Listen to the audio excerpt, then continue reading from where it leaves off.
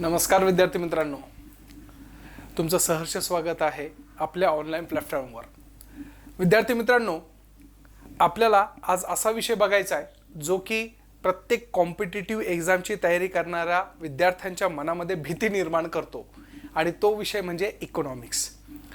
परंतु आपल्याला ह्या इकॉनॉमिक्स विषयाला एक चांगल्या पद्धतीने, एक अभ्यासू वृत्तीने आणि त्यासोबतच त्याच्यामध्ये असलेले कोणते कंटेंट्स आहे, कोणत्या गोष्टी वाचायच्या, कोणत्या गोष्टी नाही वाचायच्या, ह्या सगळ्या अँगलनी हा विषय आपण समजून घेण्याचा प्रयत्न करणार आहे। एक्झामला विचारल्या जाणाऱ्या प्रश्नाची काठिण्य पातळी आणि आपण करतो त्याचा अभ्यासाची असलेली जी गती आहे त्याचा कधीतरी मॅचअप होत नाही आणि यामुळं कुठेतरी आपल्याकडचे असलेला जो अभ्यास आहे तो मागे सरतो आणि आपल्याला जे एम पाहिजे किंवा जे आपलं एम असतं, ध्येय असतं, ते लवकर क्रॅक होत नाही।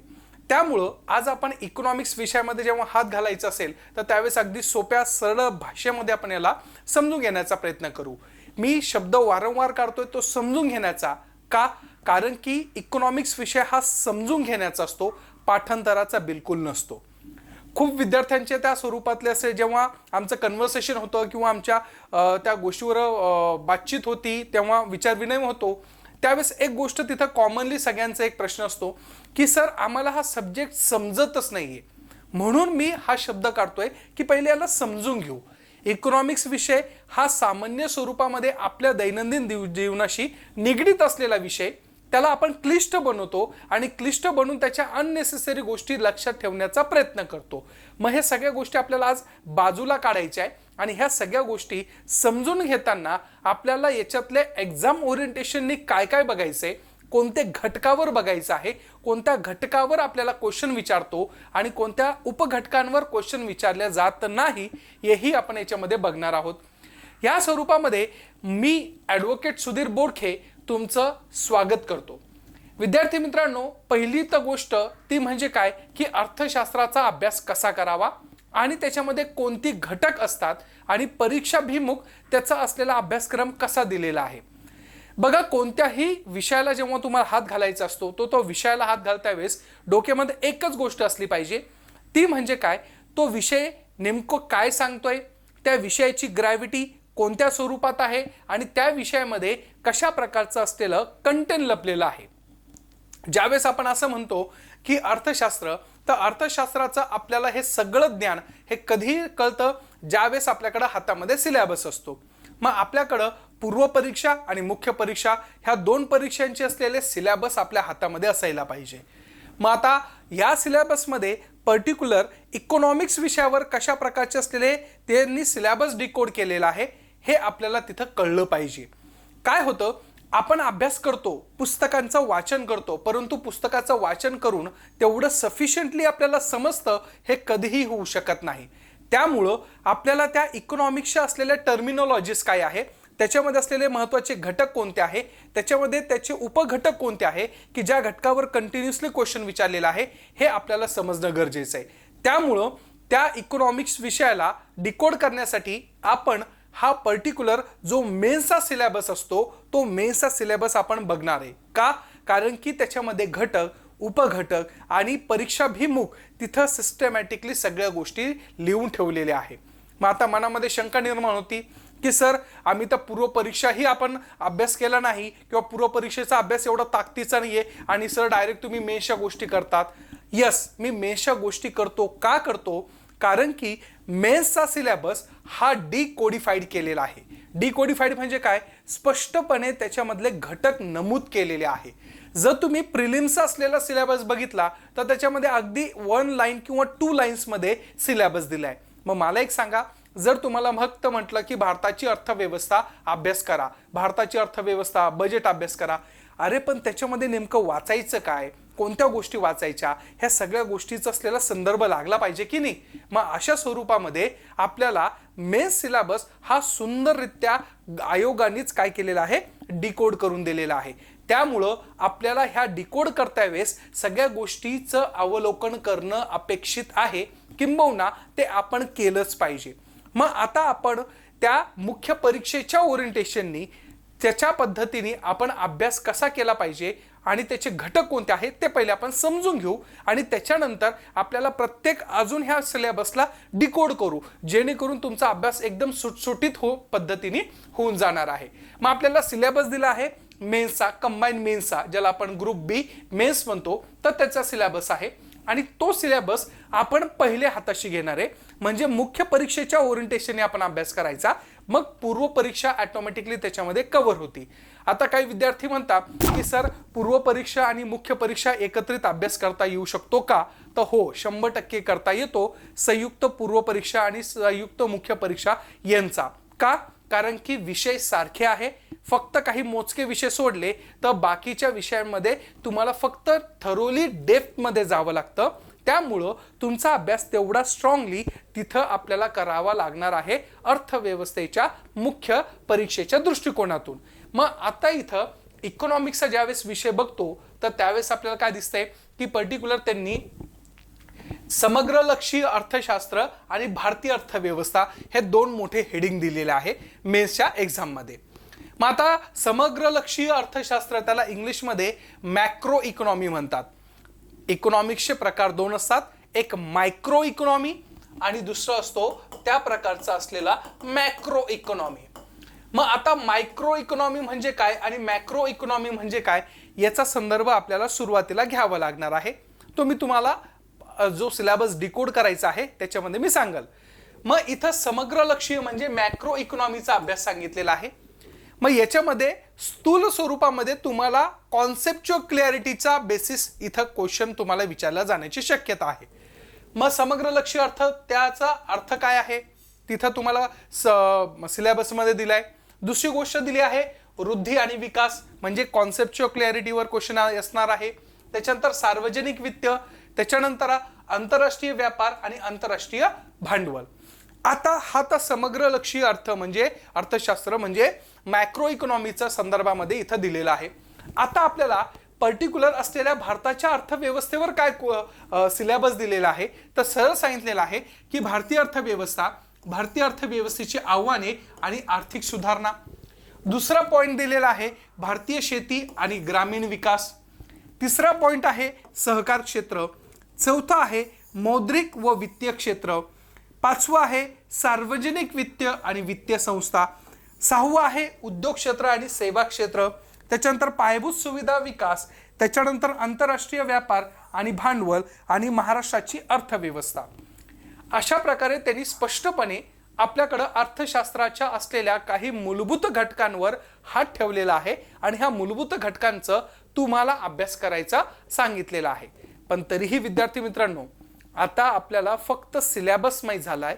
सिलेबस हा मुख्य परीक्षेचा असा आहे आणि याच्यातलेच काही 2-3 शब्द उचलले की प्रीचा सिलेबस कव्हर होतो. अशा प्रकारे त्यांनी प्रीचाही सिलेबस केलेला आहे. मग आता मला हे कळतं की आता हा फक्त सिलेबस आहे, याला डिकोड केलं नाही, पण नेमकं वाचायचं काय याच्यामध्ये ना. मला समग्र अर्थशास्त्र लक्ष्य सांगितलेलं आहे, मॅक्रो इकॉनॉमी सांगितली, पण मॅक्रो इकॉनॉमीमध्ये काय आहे, पुढं काय आहे सांगितलंय का? नाही. मग आता आपल्याला हे शोधायचंय. हे शोधता वेळेस याच्यामध्ये काय विचारलं जाऊ शकतं, याच्यामध्ये कोणत्या कॉन्सेप्ट विचारल्या जाऊ शकता, याच्यामध्ये असलेल्या कोणत्या उपघटकावर मला क्वेश्चन विचारला जाणार आहे हे मला आता आयडेंटिफाईड करायचंय. आणि ह्या आयडेंटिफाईड केल्यानंतर मला लक्षात येईल, अरे वा, अच्छा याच्यामध्ये समग्र लक्ष अर्थशास्त्रामध्ये ह्या गोष्टी येतात का, वृद्धी आणि विकासमध्ये ह्या गोष्टी येतात का. मग अशा स्वरूपामध्ये आपण ह्या सिलेबसला अजून बारकाईने बघू. याला micro analysis of a syllabus म्हणतात किंवा डिकोडेशन ऑफ द सिलेबस असे म्हटले जातात, की ज्याच्या माध्यमातून तुमच्या असलेल्या प्रत्येक घटकावर आपण फोकस करणार आहोत, उपघटकावर पण फोकस करणार आहोत. मग याच्यामध्ये सगळ्यात महत्त्वाचं आपल्याला एक एक गोष्ट इथं संदर्भ घेणं गरजेचं आहे. मग आता सुरुवात करूया प्रत्येक घटकाला डिकोड करण्याचा. पहिला आहे समग्र लक्षीय अर्थशास्त्र, म्हणजे हा पहिला पॉइंट आपण त्याच्यामध्ये काय करतोय, कव्हर करण्याचा प्रयत्न करतोय. मग हा एक पॉइंट झाला. ह्या पॉइंटमध्ये अजून काही आतमध्ये लपलेला आहे का, तर त्याचे उपघटक आहे. मग समग्र लक्षीय अर्थशास्त्र म्हणजे तर मोठ्या स्वरूपामध्ये अर्थशास्त्र काय आहे आणि त्या अर्थशास्त्राची असलेली परिभाषा काय आहे. जर मी तुम्हाला म्हटलं की ह्या देशाचा GDP हा आहे, त्या देशाचा GDP तो आहे, भारताच्या उद्योग क्षेत्रांचं एवढं त्या प्रकारचा व्याप वाढलेला आहे, भारतामध्ये बेरोजगारी एवढी वाढलेली आहे, भारतामध्ये दारिद्र्य एवढं आहे, अमेरिकेमध्ये दारिद्र्य एवढं आहे, चीनची अर्थव्यवस्था कोसळलेली आहे, श्रीलंका कोसळलेला आहे. म्हणजेच काय सांगतोय आपण, एका प्रकारे अर्थशास्त्राच्या ढोबळमानाने त्याचं असलेलं अस्तित्व दाखवतोय. जर आपण बघायला गेलं तर अमेरिकेसारख्या देशामध्ये कर्जाचं प्रमाण वाढलेलं आहे, महाराष्ट्र राज्याचं प्रमाण कर्जाचं वाढलेलं आहे. मग हे ज्या काही गोष्टी आहे हे काय आहे तर ढोबळमानाने अर्थव्यवस्थेचं केलेलं विश्लेषण.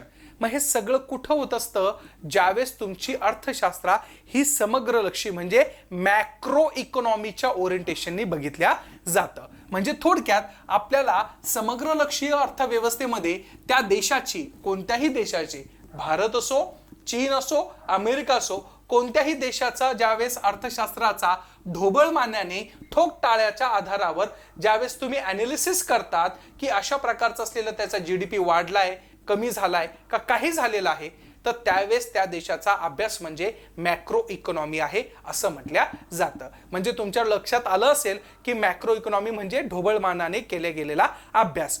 पण ढोबळमानाने म्हणजे फक्त अंदाजित अभ्यास नसतो, तो प्रॉपरली अभ्यास असतो, फक्त मोठ्या स्तरावर केलेला अभ्यास असतो. त्याच्यानंतर येतो दुसरा शब्द, तो म्हणजे मॅक्रो इकॉनॉमी. मायक्रो म्हणजे काय तर अगदी सूक्ष्म स्तरावर. जसं की फॉर एक्झाम्पल भारतामध्ये पर्टिक्युलर बेरोजगारपणा वाढलेला आहे. मग हे बेरोजगार प्रमाण वाढायचे कारण कोणती, त्याच्या मागचं असलेलं शैक्षणिक कारण कोणतं, त्याच्या मागचा तांत्रिक घटक कोणता, म्हणजे अगदी मायन्यूट लेवलवर बेरोजगारी मोठी संकल्पना आहे, पण त्याची कारणं अगदी मुळापर्यंत शोधणं, ग्रामीण भागात किती आहे, शहरी भागात किती आहे, कोणत्या बेरोजगारीचं प्रमाण वाढलेलं आहे, कोणत्या बेरोजगारीचं प्रमाण कमी झालेलं आहे. म्हणजे मायन्यूट लेवलवर ज्यावेळेस तुम्ही अर्थशास्त्राचा अभ्यास करता तर त्याला म्हणलं जातं मायक्रो इकॉनॉमी. काय म्हणतात? Micro economy. मग कदाचित तुम्हाला आता समग्रलक्षी अर्थशास्त्र म्हणजे मॅक्रो इकॉनॉमी आणि मायक्रो इकॉनॉमीचा अर्थ कळाला असायला पाहिजे, हे मी अपेक्षित करू शकतो. मग अशा पद्धतीने मग ज्यावेळेस आपल्याला सिलेबसमध्ये दिलं आहे की समग्रलक्षी अर्थशास्त्र, मग त्या समग्रलक्षी अर्थशास्त्रामध्ये नेमकं बघायचं काय असतं तर त्या अर्थशास्त्रामध्ये आपल्याला बघायचं आहे की राष्ट्रीय उत्पन्न. आता बघा, राष्ट्रीय उत्पन्न बघायचं आहे. मग राष्ट्रीय उत्पन्न बघायचं आहे, मग हे त्या देशाचं, जसं की भारताचं आपण उदाहरण घेऊ. मग भारताचा असलेला मॅक्रो इकॉनॉमी पहिला घटक आहे की राष्ट्रीय उत्पन्न. मग आपल्याला अभ्यासाच्या असलेल्या दिशेमध्ये किंवा अभ्यासाच्या असलेल्या अभ्यासक्रमामध्ये राष्ट्रीय उत्पन्नाची संकल्पना दिलेली आहे.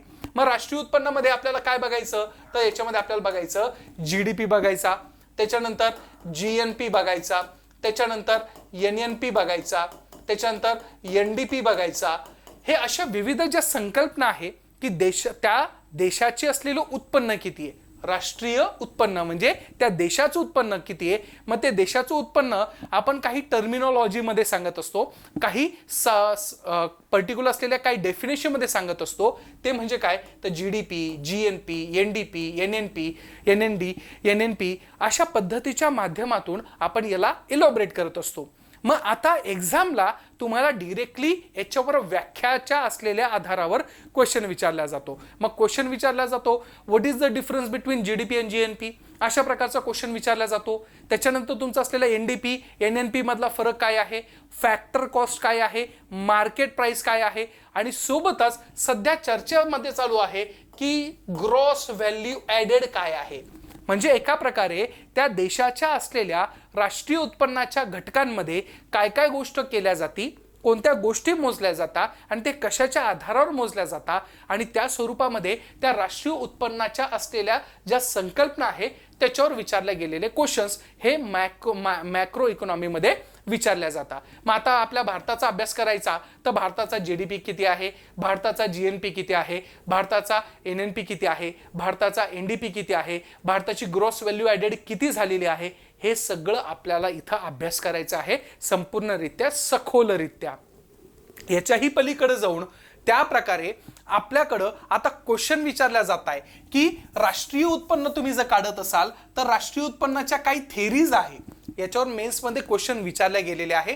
प्रीमध्ये पण एखाद्या वेळेस चुकून जर आला तर आपल्याला डील करण्याची कॅपॅसिटी निर्माण झाली पाहिजे.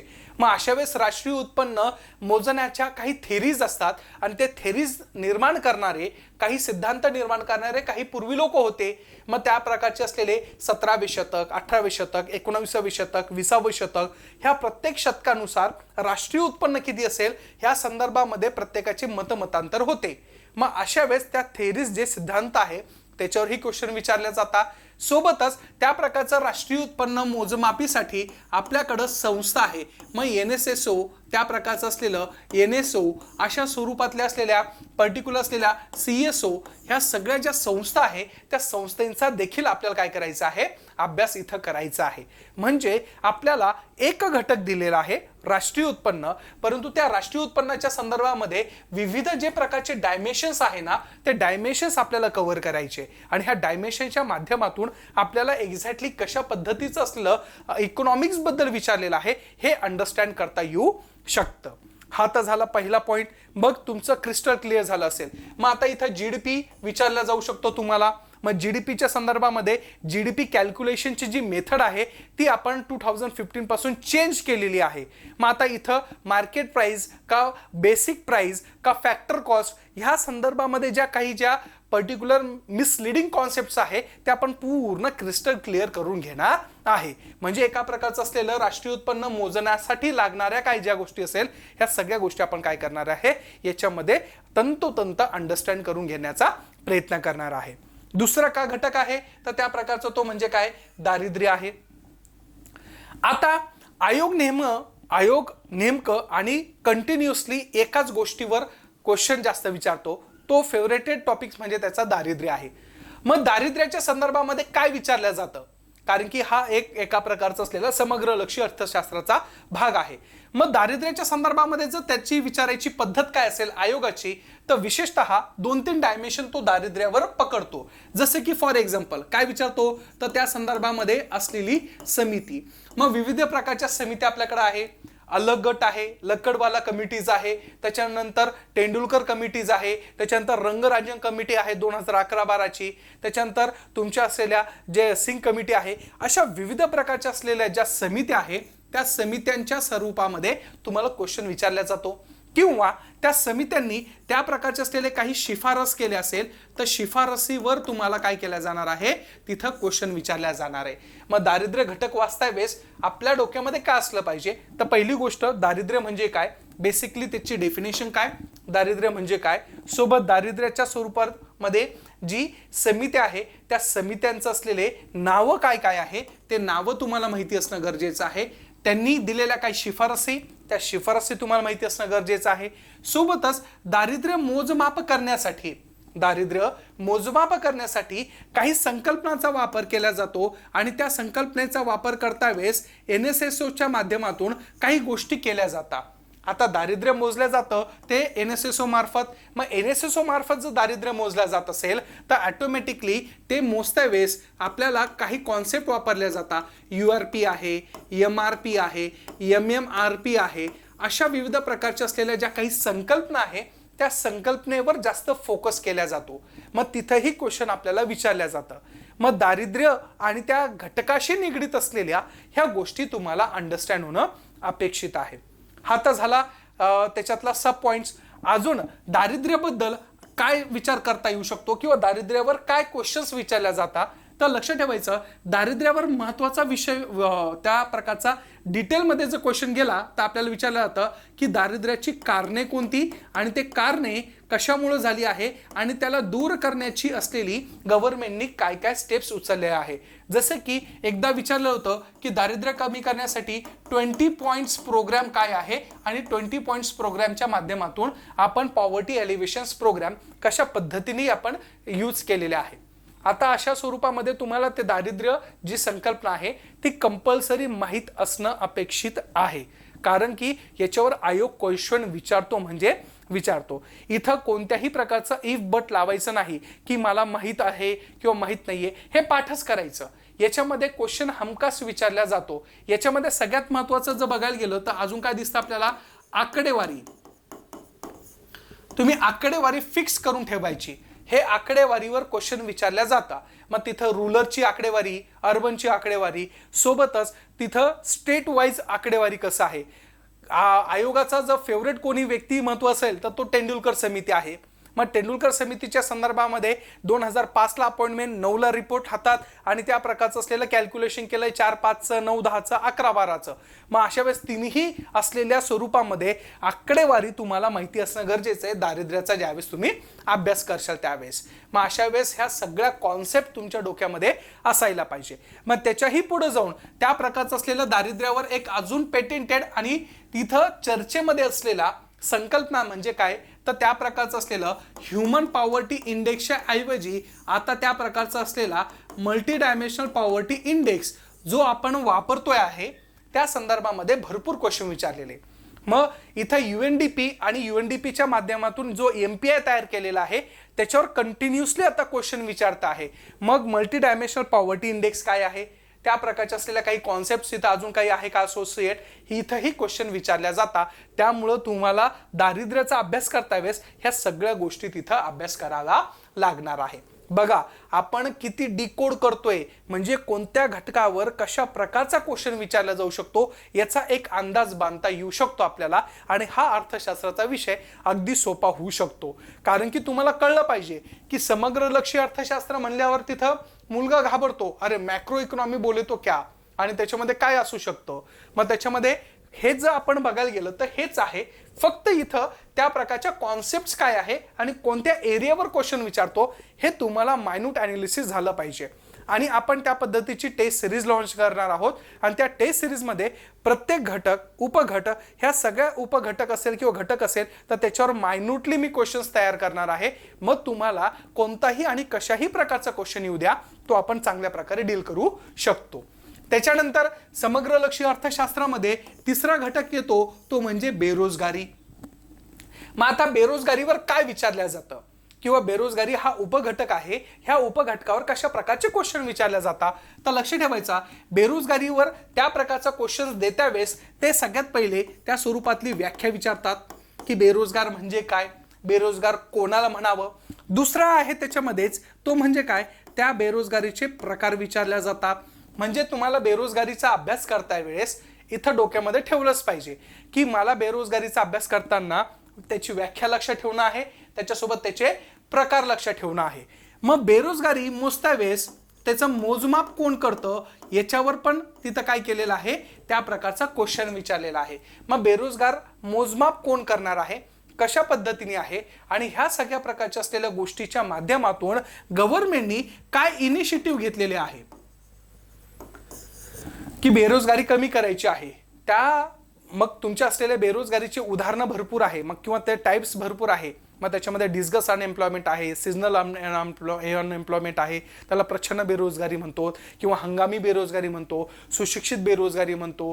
ह्या सगळ्या गोष्टी ज्यावेळेस आपण अभ्यास करणार आहोत तर त्यावेळेस त्याचं असलेलं आणि ते कमी करण्यासाठी गव्हर्नमेंटनी कशा कशा प्रकारचं असलेलं तिथं साधनं वापरलेली आहे याचा असलेला आपल्याला अभ्यास करणं अपेक्षित आहे. मग अशा वेळेस आपल्याला NRLM काय आहे आणि त्यासोबत असलेलं लाईव्हलीहूड मिशन जे आहे, त्याच्यानंतर अंत्योदय अन्न योजना किंवा बाकीच्या ज्या काही स्कीम्स असेल त्या स्कीमचाही देखील इथं काय करायचा आहे अभ्यास करायचा आहे. म्हणजे ह्या घटकावर तुम्हाला काय विचारलं जाऊ शकतो तर अशा प्रकारचं असलेलं मोजमाप आणि त्याच्या रिलेटेड काही गोष्टी असेल तर तेही विचारल्या जाणार आहे. मग कदाचित तुम्हाला आत्ताचा असलेलं पर्सेंटाईल पण विचारलं जाऊ शकतं की किती सध्या बेरोजगारीचा दर आहे. मग लेबर फोर्स पार्टिसिपेशन रेट काय असतो, श्रमशक्ती काय असते आणि ह्या श्रमशक्तीच्या स्वरूपामध्ये कशा प्रकारचं असलेलं काय कॅल्क्युलेशन केलं जातं, एक विविध प्रकारच्या कॉन्सेप्ट जे आहे त्या कॉन्सेप्ट तुम्हाला तिथे विचारल्या जाऊ शकतं. मग लेबर फोर्स पार्टिसिपेशन रेट वाढलाय का कमी झालाय, इवन दो तुमच्या असलेल्या संदर्भामध्ये ह्या बेरोजगारी आणि रोजगार ह्या रोजगाराच्या संदर्भामध्ये तुमचा GDP मध्ये किती कॉन्ट्रीब्युशन आहे. मग त्या GDP मध्ये पण तुम्हाला तिथं मायन्यूटली विचारलं जाऊ शकतं की ॲग्रिकल्चरच्या याच्यामध्ये ॲग्रिकल्चर GDP मध्ये रोजगार क्षमतेचा प्रमाण वाढलंय का कमी झालंय. सोबत त्या प्रकारचं मॅन्युफॅक्चर आहे, मॅन्युफॅक्चरमध्ये रोजगाराचं प्रमाण वाढलंय का कमी झालं आहे आणि त्या प्रकारचा सर्व्हिस सेक्टर आहे, त्या सर्व्हिस सेक्टरमध्ये रोजगारांचं प्रमाण वाढलंय का कमी झालंय. एकंदरीत बेरोजगारीच्या स्वरूपामध्ये असलेल्या काही ज्या बारीक सारी गोष्टी असणार आहे त्या सगळ्या गोष्टी आपल्याला तिथं अभ्यास करणं अपेक्षित आहे आणि हे अपेक्षित असलेलं सगळ्या गोष्टी आपण फुलफिल करणं गरजेचं आहे. आलं लक्षात? मग अशा पद्धतीने इथं समग्र लक्षीय अर्थशास्त्रामध्ये आपल्याला बेरोजगारी समजून घेणं अपेक्षित आहे. आलं लक्षात? त्याच्यानंतर आहे समग्र लक्षीय अर्थशास्त्राचा पुढचा भाग, तो म्हणजे काय? पैसा व चलन. फार महत्वाचा आहे. मग आता इथं काय विचारलं जाऊ शकतं किंवा किंबहुना जर PYQचा अंदाज घेतला तर PYQच्या माध्यमातून मला एक गोष्ट कळतीये ॲज अ ॲस्पिरंट म्हणून, म्हणजे एक विद्यार्थी म्हणून जर मी अभ्यास करत असेल तर मला कळतंय की PYQच्या माध्यमातून इथं काय विचारलं जाऊ शकतं. मग समग्र लक्षीय अर्थशास्त्रामध्ये पैशाच्या स्वरूपामध्ये मला काय विचारलं जातं? मग त्या स्वरूपामध्ये डेफिनेशन विचारलं जातं. काय विचारलं जातं? डेफिनेशन विचारलं जातं. मग पैशाची डेफिनेशन काय आहे? जसं की फॉर एक्झाम्पल पिगू हे जे अर्थतज्ञ आहे तर त्यांचं असलेलं काय संदर्भ आहे? पर्टिक्युलर पैशाच्या बाबतीमध्ये. मग कोण असं म्हटलेलं आहे की पैसा त्यालाच म्हणावा की जो कार्य करतो तोच पैसा आहे. मग अशा प्रकारच्या काही डेफिनेशन्स असतात आणि त्या डेफिनेशनचा असलेला जो संदर्भ आहे तो डेफिनेशनचा संदर्भ इथं तुम्हाला असणं अपेक्षित आहे. पैशाची डेफिनेशन तुम्हाला तिथं माहिती असणं अपेक्षित आहे, कारण की संपूर्ण जग आता पैशाच्या स्वरूपामध्ये असलेलं सगळं कार्य करतो. पहिलं आपल्याकडे बार्टर सिस्टीम होती. बार्टर म्हणजे ही वस्तू घ्या ती वस्तू घ्या, परंतु आता वस्तूचं विनिमय म्हणजे exchange of the any commodity it's totally depend on the particular rupees और we can be said it is a consider as the on the basis of dollar, euro, त्याच्यानंतर पाऊंड, अशा विविध प्रकारच्या देशाच्या करन्सीवर डिपेंड असतो. त्यामुळं त्याची बेसिक फिलॉसॉफी काय आहे, त्याला का असं म्हटलं जातं, हे सगळं सविस्तररित्या आपल्याला ह्या कोर्सेसमध्ये बघायचं आहे. ह्या कोर्सेसचा मूळ उद्देश असा असणार आहे की तुम्हाला जेवढ्या काही गोष्टीची रिक्वायरमेंट असेल एक्झाम ओरिएंटेशननी आम्ही इथं तुम्हाला देण्यासाठी तयार झालेलो आहोत. आता फक्त तुमची ऑपॉर्च्युनिटी किती आहे, तुम्ही किती ती ऑपॉर्च्युनिटी ग्रॅब करतात याच्यावर डिपेंड असणार आहे. मग ह्या सगळ्या गोष्टी आपण खूप सविस्तररित्या शिकणार आहोत. चलायचं परत? चला. मग पैशाची डेफिनेशन बघायचं, चलनाच्या स्वरूपातले त्याचे डेफिनेशन्स काय आहे ते बघायचे, पैशाचे प्रकार बघायचे आहे. आता पैशाचे प्रकार म्हणल्यावर त्या प्रकारे चिल्लर पैसे, 100ची नोट, 200ची नोट अशा प्रकारे नाही, त्याचे प्रकार आहे. जसं की फॉर एक्झाम्पल आपल्याला माहिती आहे की त्या प्रकारचं असलेलं M0, M1, M2, M3 अशा याचे असलेले प्रकार पडतात. मग हे प्रकार कशाच्या आधारावर आहे तर flowing of the particular money supply. मग इथं पैशाचा पुरवठा किती होतो आणि पैशाचा पुरवठा आणि चलन फुगवटा किती होतो याच्यावर आधारित असलेलं काही जे गणित आहे तर ह्या सगळ्या गोष्टीवर आधारित तुम्हाला कॉन्सेप्ट विचारल्या जातात. M0 कॉन्सेप्ट काय, M1 काय, M2 काय आहे आणि M3 काय आहे, ह्या सगळ्या गोष्टी तिथं आपल्याला समजून घेणं गरजेचं आहे. अगदी सोपी कॉन्सेप्ट आहे. खूप विद्यार्थ्यांना इथं गफलत होती M0, M1, M2 क्या है भाई ये, परंतु ते आपण अगदी सोप्या सरळ भाषेमध्ये शिकून घेणार आहे. मग अशा पद्धतीने पैसा आणि चलन या बाबतीत असलेलं जे समीकरण आहे त्याच्यावर अशा प्रकारे क्वेश्चन विचारल्या जातात. मग रेड्डी समितीने काय सांगितलं होतं, मग आपण M4 आपण आता वापरतोय की नाही वापरते, पहिले M4 वापरायचो. मग इथं पॉवर्ड मनी काय आहे, हाय पॉवर्ड मनी, नॅरो मनी काय आहे, ब्रॉड मनी काय आहे, अशा त्या विविध प्रकार त्याचे जे प्रकार आहे जसं की आपण आता सांगितलं नॅरो मनी, हाय पॉवर्ड मनी, त्याच्यानंतर पर्टिक्युलर असलेलं ब्रॉड मनी, ह्या सगळ्या कॉन्सेप्ट तुम्हाला असणं गरजेचं आहे, किंबहुना याच्यावर क्वेश्चन विचारल्या जातो. त्याच्यानंतर अजून एक गोष्ट आहे ती म्हणजे तिथं कॉन्सेप्ट विचारली होती मनी मल्टीप्लायर. मनी मल्टीप्लायर. आता मनी मल्टीप्लायर म्हणजे पैशांचा गुणांक म्हणजे काय याच्यावरही क्वेश्चन विचारलेला आहे. मग पैशाचा गुणांक काय असेल, पैशाचा गुणांक का बरं केला जातो आणि पैशाचा गुणांकाच्या माध्यमातून जो चलन फुगवटा तयार होतो म्हणजे जे इन्फ्लेशन तयार होतो तर तो इन्फ्लेशन कशा प्रकारे कमी करता येऊ शकतं, अशा विविध ज्या संकल्पना आहे ह्या संकल्पनेवर क्वेश्चन विचारलेला आहे. म्हणजे बघा मित्रांनो, आपण फक्त एक एक टॉपिकला डिकोड करतोय. विचार करा, हे सगळ्या कॉन्सेप्ट अगदी तुम्ही मुखदगत होणार आहे. तुम्हाला त्या सगळ्या गोष्टी ॲब्सोल्युटली लक्षात राहणार आहे. तुम्हाला ह्या गोष्टी एकदा कळाल्या की तुम्ही एकदम निवांत राहशाल आणि तुम्हाला त्या सगळ्या गोष्टी तिथं प्रॉपरली अंडरस्टँड होऊ शकतं. मग अशा पद्धतीने पैसा आणि चलनाच्या बाबतीत असलेल्या ह्या सगळ्या गोष्टी आपल्याला दिसून येत आहे. मग सोबतच समग्र लक्षी अर्थशास्त्रामध्ये अजून एक घटक आहे, तो म्हणजे काय आहे, चलनवाढ. काय आहे, चलनवाढ. मग आता ह्या चलनवाढीच्या संदर्भामध्ये आपल्याला काय दिसतंय की चलनवाढीच्या स्वरूपामध्ये आपल्याला काय अभ्यास करायचा, तर परत इथं डेफिनेशन अभ्यास करायची की what is mean by the inflation. Inflation म्हणजे काय, तर इन्फ्लेशन म्हणजे काल 10 रुपये भेंडी पावशेर होती, आज 50 रुपये झाली आणि इन्फ्लेशन झालं. बिलकुल तसं नाही. इन्फ्लेशनची डेफिनेशन करता वेळेस प्रॉपरली काही गोष्टी मॅटर करत असतात, प्रॉपरली काही गोष्टी तिथं एक्झिक्यूट करणं अपेक्षित असतं. मग त्याला टाइम पिरियड असतो, त्याच्यामध्ये कंटिन्युटी असायला पाहिजे. जसे की साखर 20 रुपये किलो होती, आज 42 रुपये किलो झाली आहे, म्हणजे साखरेचे भाव हे वाढलेले आहे, म्हणजे हा चलन फुगवटा आहे किंवा इन्फ्लेशन झालं आहे असं म्हणू शकतो. पेट्रोल पहिले 60 रुपये लिटर होतं, आज 103 रुपये 105 रुपये झाला आहे, म्हणजे इन्फ्लेशन वाढलेलं आहे. पहिले एखादा फ्लॅट हा 10 लाखाला भेटायचा, 20 लाखाला भेटायचा, आज तो 50-60 लाखाला झालेला आहे, म्हणजे इन्फ्लेशन झालेलं आहे. काही काळ, काही महिना ह्या अंतरामध्ये एखाद्या वस्तूंची किमती वाढत असेल आणि ते सातत्यपूर्ण वाढत असेल तर त्याला इन्फ्लेशन म्हणलं जावं. काल 10 रुपयाला मेथीची गड्डी होती आणि आज 100 रुपयाला झाली, मग तसं इन्फ्लेशन म्हणू शकत नाही. मग याच्यामध्ये पण त्याच्या प्रकारची डेफिनेशन काय आहे हे आपल्याला बघायचे चलन फुगवट्यामध्ये. मग याचे प्रकार पण आहे. मग चलन वाढ किंवा ज्याला इन्फ्लेशन म्हणतो, त्या इन्फ्लेशनचे 4-5 प्रकार आहे. ते 4-5 प्रकार तुम्हाला माहिती असणं गरजेचं आहे. मग तिथं क्रिपिंग इन्फ्लेशन्स काय आहे, वॉकिंग इन्फ्लेशन काय आहे, रनिंग इन्फ्लेशन काय आहे, हायपर रनिंग इन्फ्लेशन काय आहे, ह्या तिन्ही असलेल्या ज्या संकल्पना आहे त्या संकल्पनेवर आपल्याला आधारित असलेल्या काही गोष्टी अंडरस्टँड करून घ्यायच्या आहे. मग आता याचा परिणाम हेही आपल्याला अभ्यासाचा एक भाग आहे. मग चलनवाढ झालं तर त्या प्रकारचा परिणाम कसा होतो हेही आपल्याला लक्षात आणणं अपेक्षित आहे. मग याचा परिणाम जेव्हा बघतो तर त्यावेळेस मग त्या प्रकारे क्रेडिटर असेल किंवा त्या प्रकारचा डेप्टॉर असेल, म्हणजे जो कर्ज घेतो, जो कर्ज देतो, यांच्यावर काय परिणाम होतो चलनवाढीचा. मग ह्या सगळ्या गोष्टी आपल्याला तिथं बघायचं आहे. व्यक्तिशीर शेतकऱ्यांवर काय परिणाम होतो, अर्थव्यवस्थेवर काय परिणाम होतो, मग हे सगळ्या गोष्टीचं असलेला आपल्याला संदर्भ तिथं बघणं आहे. सोबतच त्या प्रकारच्या असलेल्या संदर्भामध्ये चलनवाढीचा ज्यावेळेस आपण अभ्यास करतो तर त्याच्यामध्ये अजून एक गोष्ट महत्त्वाची आहे, ते म्हणजे काय, सगळ्यात महत्त्वाचे त्याचे प्रकार. मग प्रकार कोणते आहे, तर मेजॉरिटी प्रकार आहे कॉस्ट पुश इन्फ्लेशन आणि डिमांड पुल इन्फ्लेशन.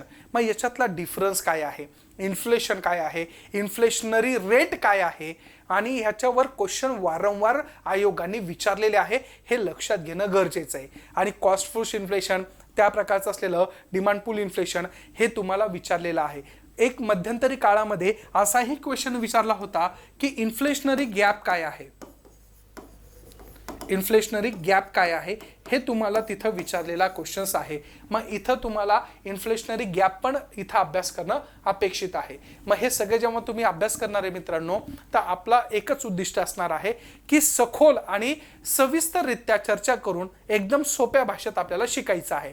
भले की आपल्याला त्याच्यामध्ये त्या प्रकारचा असलेल्या काही कॉन्सेप्ट डबल अभ्यास करायला पडत असेल तरीही हरकत नसावी, परंतु ह्या ज्या संकल्पना जर आपण प्रॉपरली एक्झिक्यूट केल्या, प्रॉपरली ॲनालिसिस केल्या, तर तुम्हाला बऱ्यापैकी काय होणार आहे, सगळ्या गोष्टी कव्हर होणार आहे. बघा, समग्र लक्ष्य अर्थशास्त्रामध्ये ज्यावेळेस आपण बघतो तर तब्बल आपल्याला ह्या सगळ्या गोष्टी तिथं अंडरस्टँड करणं गरजेचं आहे. त्याच्यानंतर आता बघा, फक्त हा एक पॉईंट कव्हर झाला बरं मित्रांनो. बघा, कोणता, समग्र लक्षी अर्थशास्त्र म्हणजे इकॉनॉमिक्स समजायला वेळ लागणार आहे अशातला भाग नाहीये, परंतु त्या गोष्टी तिथं अंडरस्टँड करता वेळेस तुम्हाला हे सगळ्या संकल्पना माहिती असणं अपेक्षित आहे. आलं लक्षात. त्याच्यानंतर त्या प्रकारचा आहे वृद्धी आणि विकास. आता वृद्धी आणि विकासमध्ये आपल्याला काय अभ्यास करायचा आहे, तर पर्टिक्युलर त्यांच्यातला फरक काय आहे ग्रोथ अँड डेव्हलपमेंटमध्ये. त्याच्यानंतर पर्टिक्युलर त्यांच्या संकल्पना काय आहे ते तिथं आपल्याला बघायचं आहे. सोबतच त्या अनुषंगाने ज्यावेळेस आपल्याला बघता येतं तर विकासाचे निर्देशांक काय आहे, तर तिथं काय कोणत्या स्वरूपात असणार आहे त्याचाही अभ्यास आपल्याला इथं करायचा आहे. जसं की फॉर एक्झाम्पल जर आपण म्हटलं की ह्युमन डेव्हलपमेंट इंडेक्स HDI, मग ज्यावेळेस आपल्याकडे माहिती आहे की युनायटेड नेशन डेव्हलपमेंट प्रोग्राम मार्फत एक रिपोर्ट सादर केला जातो, त्याला म्हणतात SDR, ह्युमन डेव्हलपमेंट रिपोर्ट म्हणतो. मग त्याच्यामध्ये 5 निर्देशांक दिलेले असतात आणि ह्या 5 निर्देशांकाच्या आधारावर कोणता देश विकसित आहे, कोणत्या देशामध्ये ह्युमन रिसोर्सेसच्या बऱ्यापैकी डेव्हलपमेंट झालेली आहे, कोणती झालेली नाहीये, याच्यावर त्या प्रकारचं असलेलं ॲनालिसिस केलं जातं. मग आपल्याला काही विकासाचे निर्देशांक असतात, ते तुम्हाला अभ्यास करणं अपेक्षित आहे. त्याच्यानंतर HDI आहे, त्याच्यानंतर GII आहे, त्याच्यानंतर त्या प्रकारचं असलेलं GNI आहे. हे तुम्हाला सगळं अभ्यास करणं आहे.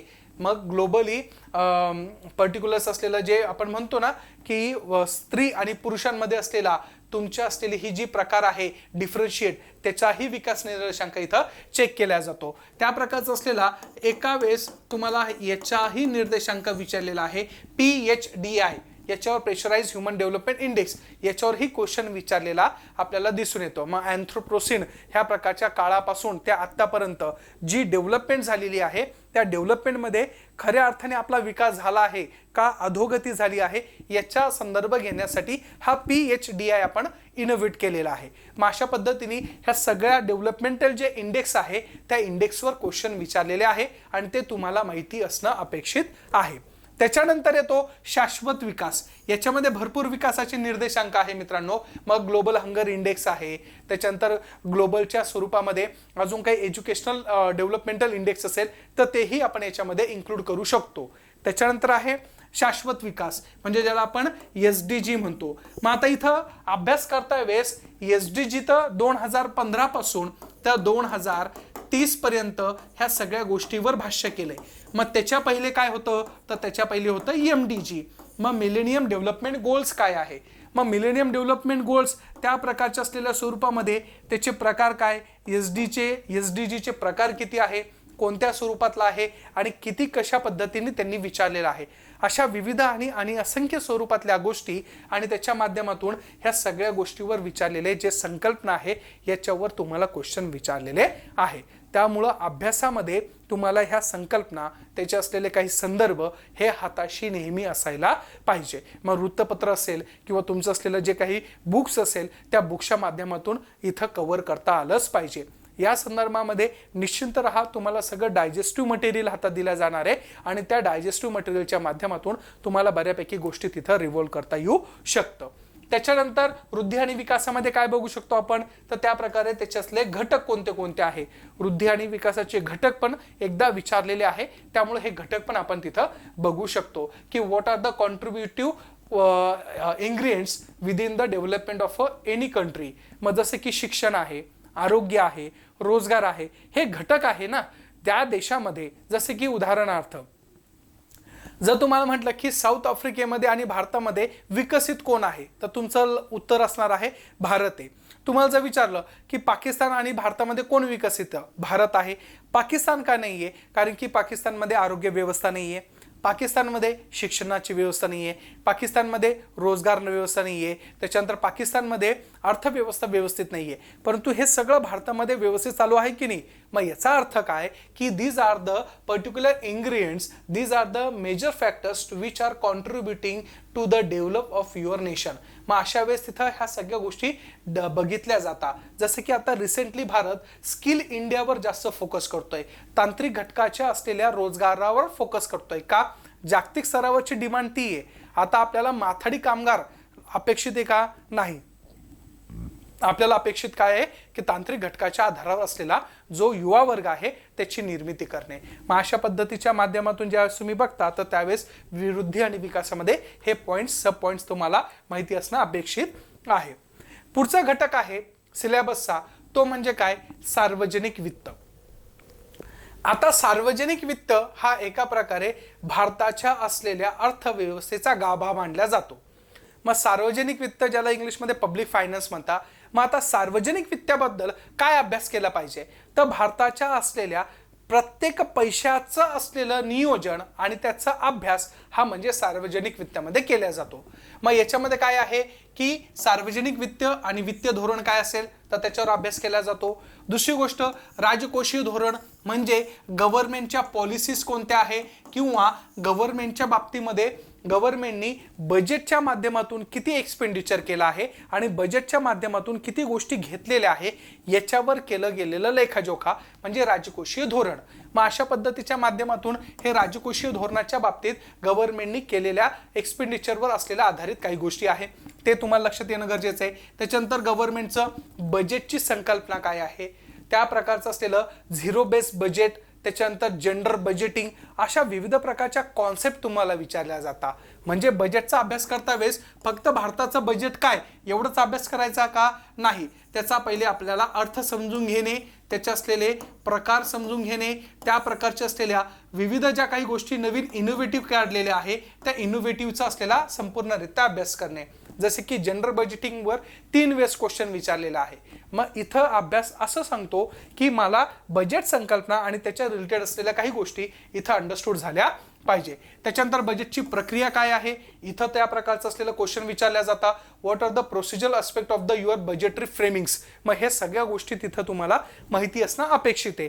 म्हणजे हा सगळा भाग कशाचा आहे, सार्वजनिक वित्ताचा। सार्वजनिक वित्ताचा म्हणजे पब्लिक फायनान्सचा, कोणाचा आहे, public finance. What are government is willing to be introduce with in the India, अशा प्रकारचं असलेली जी पॉलिसी फ्रेमवर्क आहे ती पब्लिक फायनान्स मध्ये आपल्याला इन्क्लूड होताना दिसून येते। त्याच्यानंतर लेखा परीक्षण आहे, त्याच्यानंतर आहे वित्तीय सुधारणा ज्याला आपण म्हणतो LPG मॉडेल, ते LPG वर देखील भरपूर क्वेश्चन विचारला आहे। लिबरलायझेशन्स, प्रायव्हेटायझेशन्स आणि ग्लोबलायझेशन्स। मग अशा पद्धतीने हे जे वित्तीय सुधारणा आहे तर वित्तीय सुधारण्याचे काही कंडिशन्स आल्या होत्या का, मग 1992लाच आपण काय केलं, त्याच्या पहिले का नाही केलं, मग अशा स्वरूपामध्ये त्या 8व्या पंचवार्षिक योजनेपासून आपण ह्या सगळ्या गोष्टी काय इम्प्लिमेंट करत होतो, ह्या सगळ्या गोष्टीचं असलेलं अवलोकन किंवा त्याचा अभ्यास ह्या सार्वजनिक वित्तामध्ये आपल्याला काय करायचं आहे, सखोलरित्या करायचा आहे। कर संकल्पना बघायची आहे। कर संकल्पनामध्ये डायरेक्ट टॅक्स आहे, इनडायरेक्ट टॅक्स आहे, सोबतच कंटिन्युअसली आता चर्चेमध्ये आहे तो म्हणजे GST। मग GSTचे त्या प्रकारचा असलेला जो दर आहे तर दरावर कंटिन्यू भांडणं होत असतात की किती ठेवावा, मग 0, 5, 12, 18, 28 असा असला पाहिजे का, 18 पेक्षा जास्त 28% लक्झरियस टॅक्सेशन आहे त्याला विचारला जातो। गुगल टॅक्स काय आहे, त्या प्रकारचे असलेले विविध ज्या काही संकल्पना आहे त्या संकल्पनाचाही तुम्हाला सखोल चर्चेनुसार अभ्यास करावा लागणार आहे।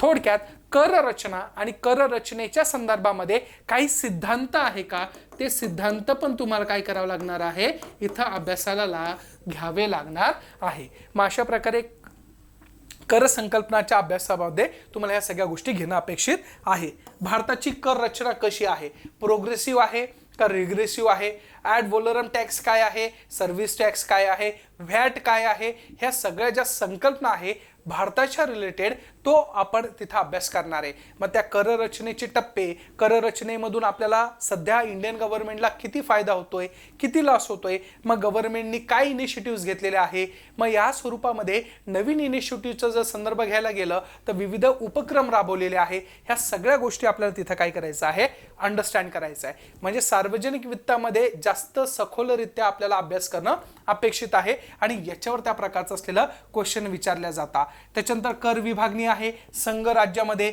मग इथं आपल्याकडं फिनान्स कमिशन आहे, मग फिनान्स कमिशनवर 14वा वित्त आयोग, 15वा वित्त आयोग याच्यावर कंटिन्युअसली क्वेश्चन विचारलेले।